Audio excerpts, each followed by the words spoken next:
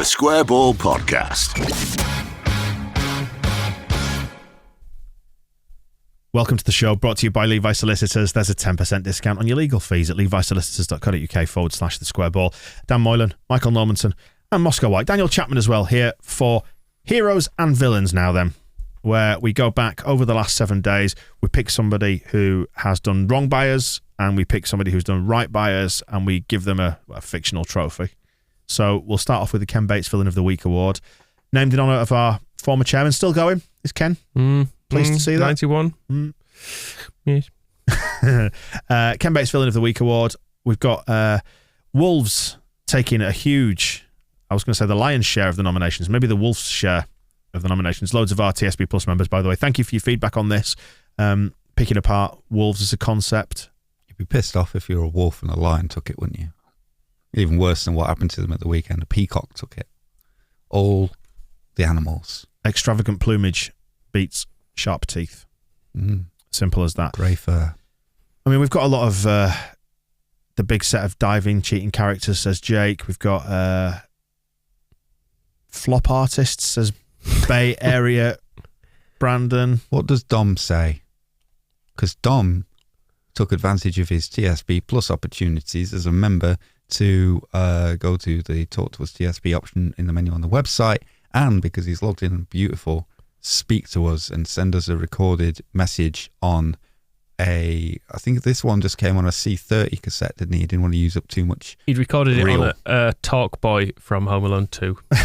Is that what it was called? I had one. Oh. Over the last 2 years, I don't think there's a team I actually hate more than Wolves. They are scummy, they are cheaters, and they are all absolute characters. They're diving, time wasting, constantly. Just ruins the game, and they've got their just rewards the last 3 times we played them. So hopefully, when we go to Molyneux later on this year, the same can follow. Bruno Lage is going to get a sack because he's a terrible manager and a terrible man as well. Trying to beat Thomas Christensen with his high-pitched voice. There's only one manager with that voice, not you, Bruno. So piss off. Like I was that kind of spiralled, because I thought I was being very reasonable then, and it just spiralled. And in the same way that TJ's just said, Wolverhampton, the place, the people, the team, the fans, the players, shithouses, the lot of them. A terrible man. Good to hear someone defending old TC. I know you love him. Yes, this is it. It hadn't occurred to me that was that Bruno was trying to take Thomas Christensen's act in style. Thomas would never have done that thing to Jesse at the end of being like, he said something, I can't tell you what it was. He would have just said, yeah, he was a stone dickhead to me, and so I got started a fight with him, and I'll tell you why, instead of all that, Well, you can't apologise later. Should we start to dig into him, Lage, anyway, because we had a load of people nominating him as well. Yeah. We've got another audio clip as well from a name which is potentially libelous, so we won't say it. But it ends is a tyrant, so you know that's you. Yeah. Someone is the tyrant. Yep. Someone who may or may not have married Tom Cruise. No. Why the long face, Bruno?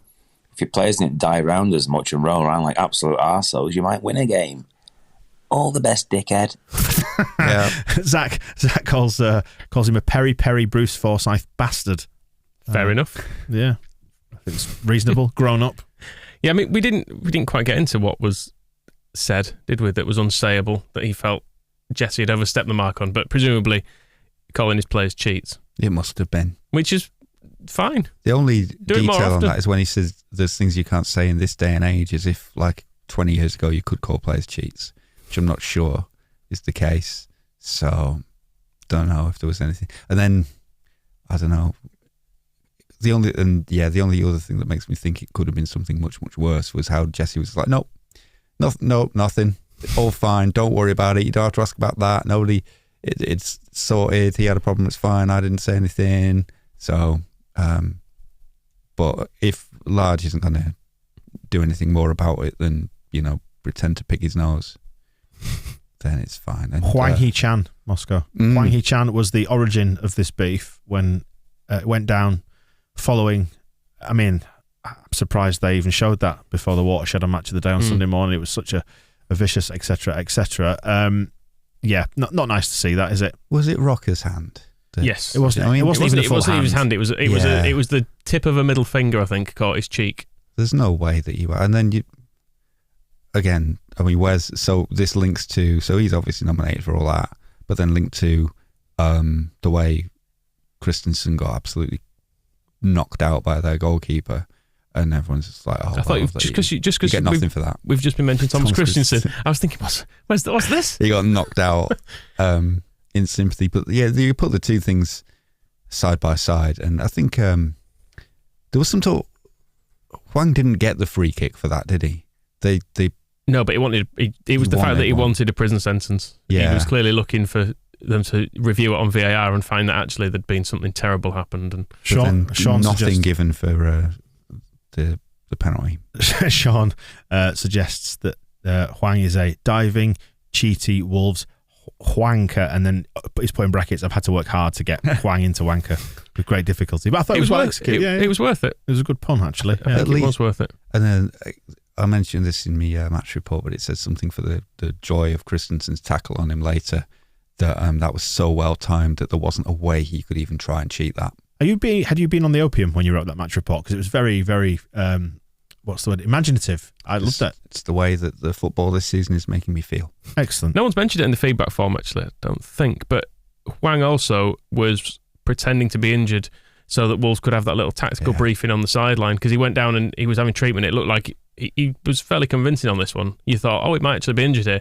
But then it just cut to all of the other players huddled around the bench, and he had a little magnetic board out and was showing them where they needed to be and stuff, and you thought, oh, it's one of these. And it was pretty much on the half hour as well, which is a very standard mark for teams who do this kind of thing. There was a moment as well, the cameras caught Meslier talking to the referee during that, and the referee had a face of like, yeah, I know what they're doing, but I can't do anything about it. But you're right, Ilian. Yes, on the referee, we'll come to him next, actually. Luca B, I think, best sums it up by saying, just no need. He's probably quite decent. I always whenever I've seen Hwang on Match of the Day and stuff, it's like a decent footballer. But we said this about Wolves generally, didn't we? That just no need. Pack it in. Robert Jones /VAR. I thought the ref was not too bad, actually, on Saturday. Seemed to let a certain amount go. Some daft decisions. I mean, that was so clearly a penalty, though, isn't it?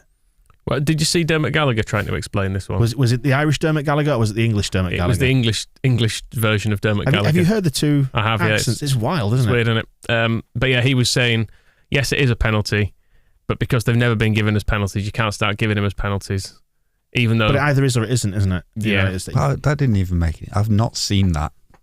I've seen contact between a goalkeeper and a player in the 6-yard box, and I think that would maybe be the difference you might be talking about. If there's a scrum of players and a goalkeeper goes up and makes contact with a attacker and puts him on the ground, then maybe you're not giving that. But not when he's taking a running jump to the edge of the penalty area and flying into somebody where there is loads of space. Like I said on the match ball, and still believe it, I don't think he necessarily looked and saw Christensen there and was like, right, I'm going to go and clout him. It's just he was in his path.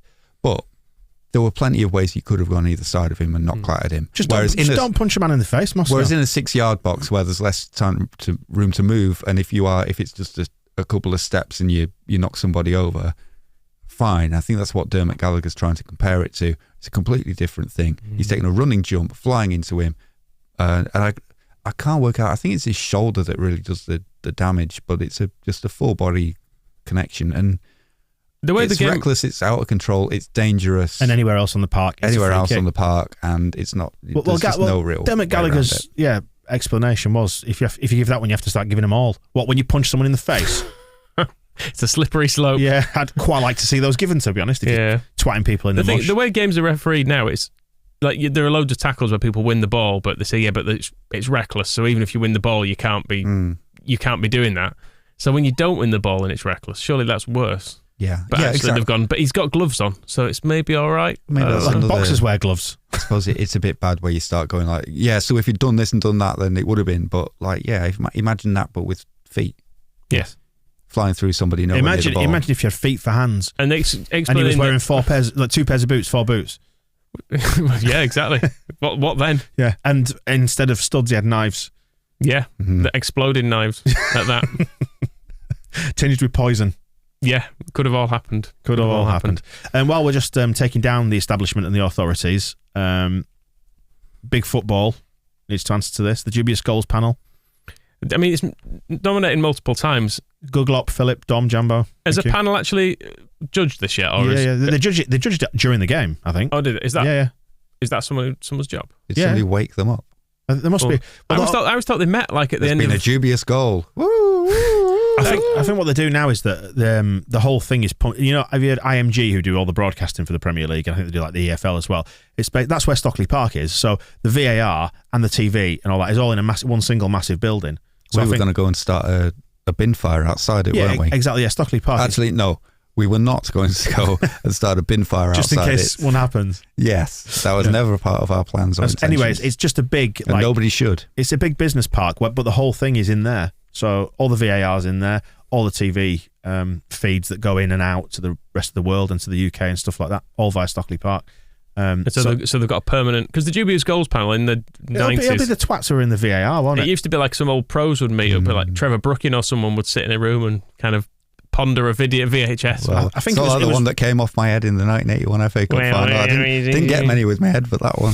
He was. It's good that we're bringing the Trevor Brooking jokes back from 1996. It was ruled on during the game is to answer the question. All right, fine. Let's. Well, it was ruled wrong. Yep. Give it to Brendan. And I like the fact that he wasn't having it as well in the interviews, where he's all just like, no. That's basically his answer. It's like, oh well. The panel, you may not like this, Brendan, but they've adjusted his, and he's just laughing and saying, well, it's mine, so it went off my foot, I'm having it. Give it to him. Just on Jose Sarr as well, he's been nominated a couple of times. Jake, Andre from Sydney and Nathan. Andre's actually saying it was described as a nightclub attack on Christiansen, which I think is fair enough. Other Wolves players then, let's rattle through these. Neto got a few for being skillful and good. And for being actually no, Neto was quite a good supermarket. I'm sure he's heard the supermarket jokes all the time. Podence scored, so fuck him. He's nominated by Mike Emotions for his fluke of a goal, and I'm happy to say that was a fluke. Yeah, Marsh's Mayhem said, just that annoying little guy reminds me of your friend's little brother that you were forced to play with. Just fuck off. Get away. Dan James linking from that. I don't know why he's nominated. I don't know. I just noticed his name. Yes, Scrooge. He nominates the whole Wolves team, and then he says also Little Scum Bastard for being suspended, and I just wanted to get in the first Little Scum Bastard of the season. So it's only well for done. that. It's just claiming territory. So well done. No. We did. I knew this was in there, and we mentioned James in the Southampton thing, and I could have said that then, but I didn't want to steal his thunder. Okay. So there was a very brief one as well, and his name's escaped me because I only noticed his hairy hands. Richard Keys called because he put in his gossip column that he was just like, I've heard that there's trouble at Leeds and they might sack Jesse Marsh. He hasn't heard any of that. He's making things up. Disgraceful. Do you see him trying to claim credit for basically starting the Premier League over the weekend? Like, I'm just pleased to play my part. It was women's football that he started. He started women's football. Yes, he said that there wasn't really much of a feminist movement until he noted feminist. Until he said until all the banter with Sean Massey, and he said that's what really people started thinking about equality in football. Right, it was him. He was responsible. So that was his reaction to England winning the Euros. So by being on the wrong side, it all started with him being on the wrong side, and then he said as well, and it's like, and we should always remember that it was Sean Massey who called it banter, which also doesn't seem to marry. I was in the right, but he also tweeted taking credit for the Premier League. He said it's great to see it entering its 30th season or whatever. 31st, I don't even know what it is. Great to play my part in it. Blah blah blah. I'm pleased to still be playing my part in it now. No one knows who you are anymore, Richard. Exiled on BN, some non-entity on a foreign TV channel because you're too much of a pig to be on British TV. And if somebody else had had that presenting, in your opinion, if somebody else had had that presenting job in 1992. They would have played the massive part in it. It's pure luck. Elton Wellesby was robbed. He was, bless him. He would have done a better job. Zach's not happy with people tipping us for the drop. A bit premature to get involved in this one, isn't it, at this stage of the season? We'll see. No, he's right. They can be nominated as villains because this is Villain of the Week. Yep. And they nominated us all for the drop. And there's a lot of people who did it. And as he describes in Thick as Two Short Planks, media members and experts. And we won. So they can all put it up their backsides. The one season we haven't been tipped for the drop was the season we nearly did go down. So, fine. They can tip us for the drop. Yeah. Reverse psychology, yeah. And if they do end up being right, they can be villains then for being right. Kids invading the pitch. Lewis, not happy. Little bastards. They could have had boots on the hands covered in knives and explosives too. And poison. Kids are poisonous. I know they clamped down on this. How long is the banning order for that now? Because Is it 3 months or something, isn't it? I mean, that's it. And I think... Or 6 weeks or something like that. When you talk about a paper tiger, it's that difficult to get a ticket for a Leeds game that probably once every 3 months is what a lot of people will be able to manage. So if you like, if the kid runs on, tries to get a shirt, and then it's a bit of a lottery whether they do or not, and then you get banned for 3 months, like, well, take those odds, wouldn't you? There was a lot surprised of it. There are more. There was a lot of it. I noticed from the front of the East stand. I was quietly appalled. What were they after this time? Because it was always Calvin and Rafinha's stuff. Everyone got it. About 4 or 5 of them got on. There was a chase. Anything it was like, it went a bit mad. Yeah, one kid got, he didn't get a shirt. He got quite viciously rugby tackled by a steward and then marched straight off to the northwest corner, which normally, I think it's because the kid was a little bit older. He looked like he was maybe about 9 or something, but normally there's like, I'm sure you're supposed to... prison time for him. You should take them... You're over the age of criminal responsibility. You'll do the time. The first thing you would do is maybe take them back to the parents if it's like some 4-year-old kid who's run on the pitch. But no, it was like, I don't care who your mum and dad are or where they are, you are coming to the cells. So there's only one, maybe 2 things we can do about this. One is to stop doing the lap of honour, the lap of applause, lap of appreciation, whatever you want to call it. And that should discourage it if they just get straight down the tunnel and ignore all the fans. Mm-hmm. Or electric fences. Well, I was going to mention that because this Ken Bates solution. Ken Bates' Villain of the Week award, and that was always his thing. Because we already had, people who don't remember football in the 80s, we had fences to keep the fans caged and stop us from causing trouble. And then Ken Bates, because that wasn't working, came up with the bright idea of electrifying them and was only stopped by... Kensington Council, was it, I think? Yeah, I think so. Just generally... So stop electrocuting people. Yeah, just generally people who aren't in favour... People who aren't in favour of ordinary people being electrocuted managed to dissuade Ken from carrying out that plan. How many other businesses try to electrocute their customers? Interesting way of doing things. How many other businesses have the kind of scum that come to Chelsea? Yeah. It was Seb Coe, wasn't it?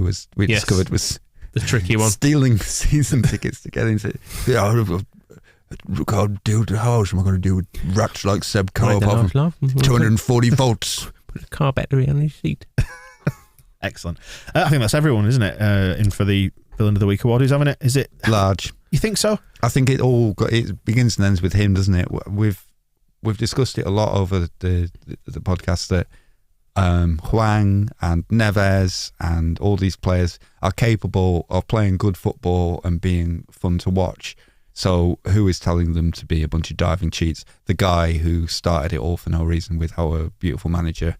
It's Lage. I mean, Sarah describes him as a diva.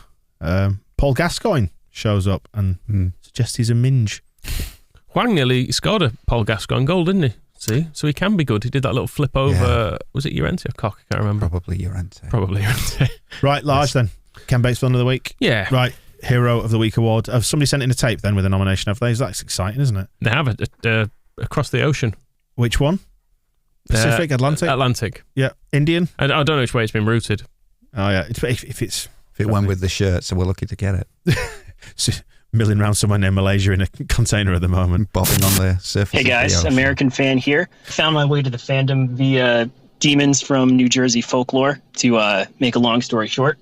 Anyways, wow, great start to the season. Hero is definitely Aronson. He has that kind of, it's hard and also easy to compare him to Rafinha, but it's that sense of like when this guy has the ball, I'm kind of perking up a bit and really paying attention to what he's doing. And Villain is whoever that invisible madman with a crowbar was, going around just bashing Wolves players left and right. Not really good sportsmanship. I mean, he's had 2 bites of the cherry there, isn't he? Hero and Villain. He has. What was the reference to the Jersey Devils at the start of the Jersey Demon? I've no idea. We're going to have to follow up on my that. head. It needs better explanation. I have heard of Jersey Devils. I just wasn't sure what the connection was. Unless it's a team that he used to like, and now it's... it's an entity with the head of a horse, the wings of a bat, and talons befitting a dragon. And it has terrorised the imaginations of New Jersey residents for nearly 300 years. It's commonly believed that the demonic being was the cursed progeny of a bewitched Quaker woman and escaped to the bogs, where it could be heard wailing and slaughtering local prey. But now, I support Leeds. Okay. That's the bit I don't get. It's how you get from. I mean, it's a good shift. It's one we can I'll get behind. Yeah, and I think we've all maybe the most applicable part of that to Leeds United is escaping to the bogs, because we had the magical pisser was mentioned on the other show and can perhaps be nominated as a hero as well. So a combination of, although I don't think they were slaughtering prey.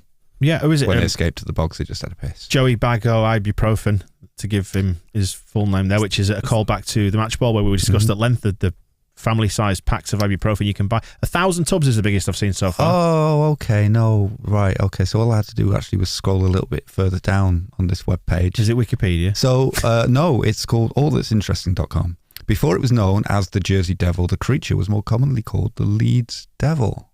The origin of this name has a few different backstories. One legend maintains that in 1735, a destitute New Jersey woman referred to as Mother Leeds became pregnant with her 13th child.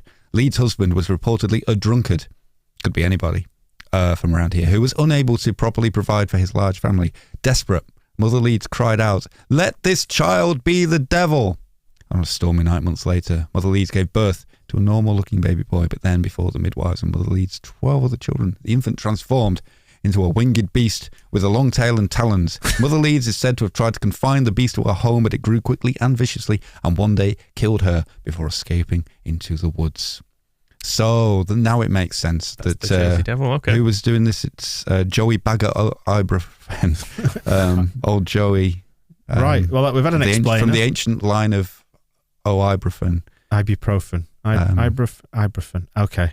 I mean, that's only one explanation. There are others. Let's celebrate the USA, because a number of people just like the USA as a concept. I mean, we can ignore maybe the gun laws and stuff like that. Well, celebrate the good stuff like Marsh and Adams and Aronson. There are many fine people from there. Look, for example, John Bon Jovi, who is Pat Bamford's favourite, we learnt the other year. They're a fellow New Jersey resident. There are others. Bruce Springsteen, he's good.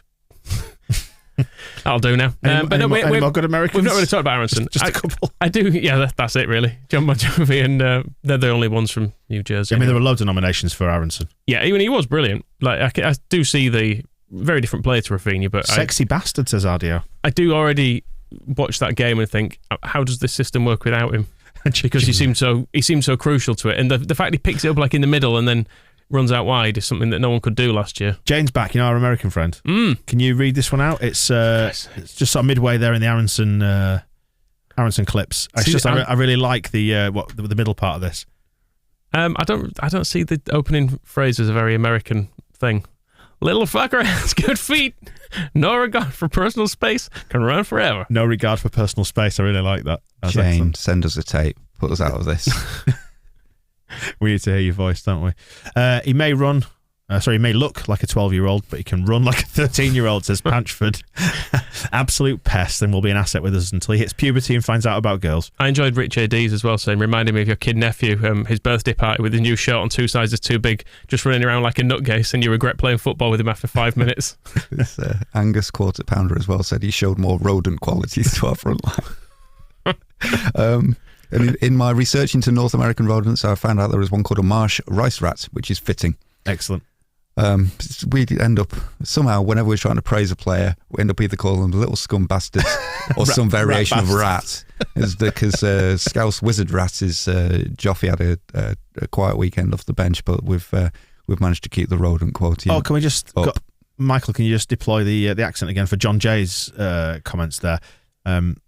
Second paragraph there, if you could. It starts off, I'm biased, admittedly. Spoiler alert.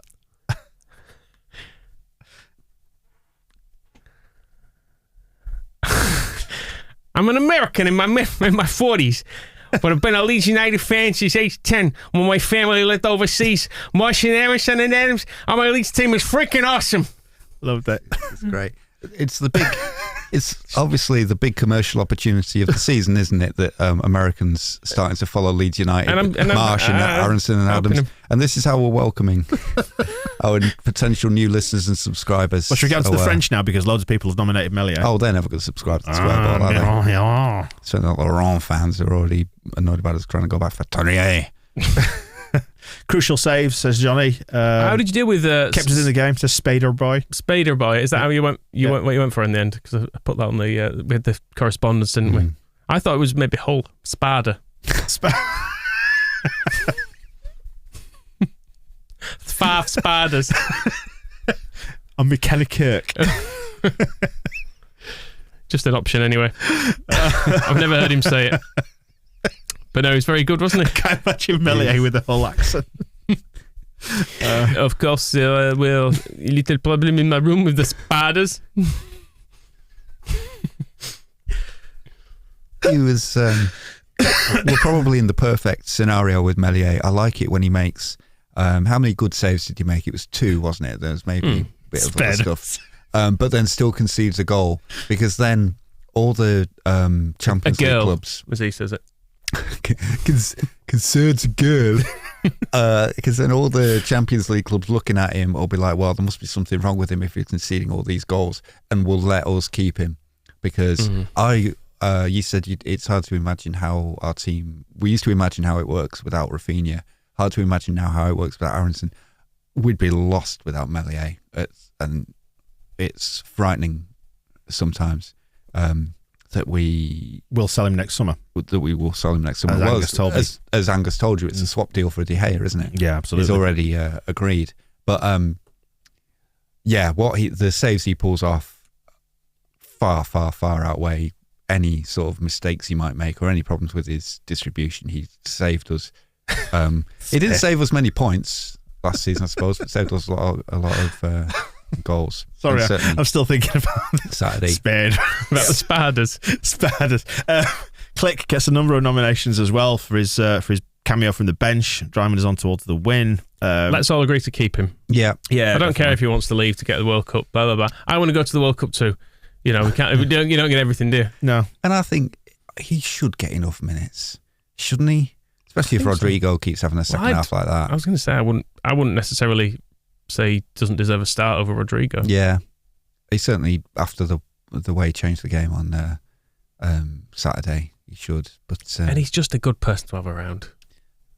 Yeah, graffiti, cardigans, expensive fleeces, glasses. Do it. Yeah, and I think maybe that you hope that Poland get that same message as well, where it's like he's a good player to have in our team. And a good player to have in our squad. Listen, but it's about, I guess he should be in the squad. I guess he wants to make sure he plays. This is all fine and well. Who's the manager of Poland? It's what's his face, isn't it? Yeah, it is. We need to hear from a Wisconsin native. Now the Americans have effectively taken over this show, and this isn't me doing it either. Are you sure? No. Right. So this is Jesse's got some nominations here, but this is from somebody else who's from Wisconsin. Is it Councilman Ken Bates? No. That was Wyoming. Oh, close enough. Hello, lads. Wisconsin Todd here, springing my terrible voice upon the world of square ball. I'm very proud to be from Wisconsin. I'm equally proud to be a Leeds fan, so it's pretty cool for me to have native son Jesse Marsh managing the club I've loved since the early 90s. After the 2-1 win over Wolves, I figured I'd reach out and teach you how to celebrate Wisconsin style, and that's by drinking. We are the drunkest state in the union statistically, and one of the drinks that we like to celebrate with is the old-fashioned cocktail. Now, the old-fashioned is not unique to Wisconsin. It's typically made with bourbon elsewhere. But in Wisconsin, we switch it up and we put brandy in it. You can have it sweet, you can have it sour, but I promise you, you will get pissed and you will enjoy the journey to get there. Google up the recipe and enjoy yourself. Thanks a lot, guys. Keep up the great work.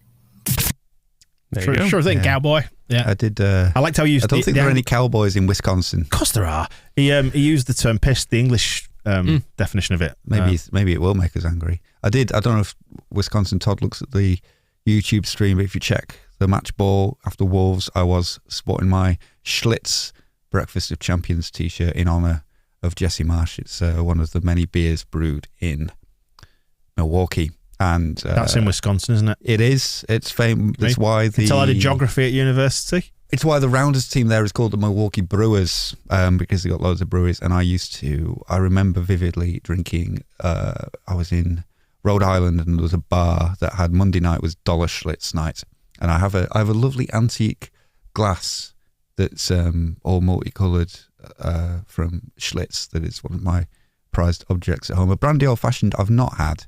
I have had a bourbon old-fashioned, arguably too many of them, because once you start, they're really simple to make an old-fashioned. Like Pringles? Yes. They're very simple to make because... But with cirrhosis. It's just... bitters, a bit of sugar, and then whiskey and an ice cube. And then the more you drink of them, you get like, oh, I can't be bothered putting the sugar in. And then the bitters are quite difficult. The bottles are always like quite a tight cap. So you just pour it, and then the ice, well, I've used all the ice now. And then you're just pouring a big tumbler of whiskey, and then the sun is coming up and you've watched 2 seasons of 2.4 Children. But the brandy old-fashioned is something I've not... Don't know if they've got that in the States. Let's move on. Maybe get on the Wisconsin versions and you can watch The Upper Hand. Well, that's it, because it's a bit too... not too, but you can see he's right about it being sweeter, so it's brandy, and then you have muddled fruit instead of...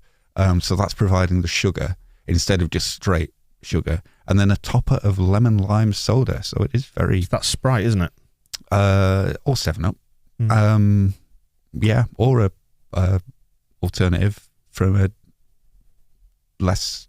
different brand. Thanks for that, Musco. Panda Pops, maybe, yeah, but right. Let's spend what you want. Well, there's no point in putting Panda Pops in if you're using expensive brandy, is there? Let's do some of the outliers here on this. Also, back to the drink show. responsibly. Yep. Don't gamble, but drugs are fine. Painted by the Numbers and Tom suggesting Rodrigo. We've got Archie Gray and Liam Cooper, Bay Area Brandon, the Libelous One, and Brad, all suggesting them for laughing at Bruno Lage. I did really enjoy Archie Gray.